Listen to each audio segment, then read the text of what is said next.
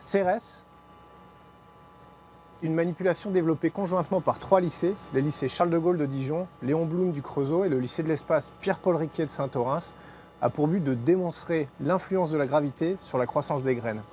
8e jour de l'expérience et comme chaque jour, Thomas Pesquet a envoyé les photos qui montrent le développement de ces graines.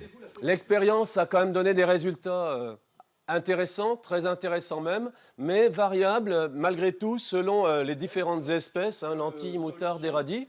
Dans cette classe, 5 boîtes contiennent des graines des mêmes plantes, mais ces graines sont toutes soumises à des traitements différents. Celles-ci, par exemple, subissent des micro-pesanteurs dans tous les sens grâce au tournicoton construit en Lego par Maxime.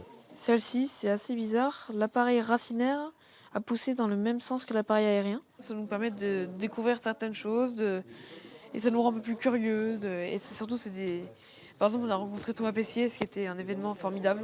Donc ça fait partie des choses fantastiques.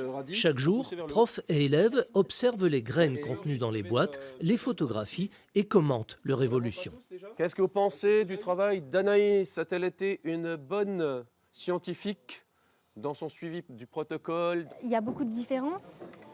Notamment le fait que l'appareil racinaire ne se dirige pas vers le bas, mais dans des directions complètement aléatoires. C'est sûr que ça suscite presque autant de questions que de réponses. Tout le protocole de préparation de cette expérience, ça a pris du temps. Et je ne pensais pas que c'était si compliqué. Là, l'élève et les profs sont dans une sorte de démarche fusionnelle vers quelque chose d'inconnu, de surprenant. C'est ça les sciences. Et entre Thomas Pesquet et leurs profs de SVT, on se dit que ces lycéens creusotins ont bien de la chance.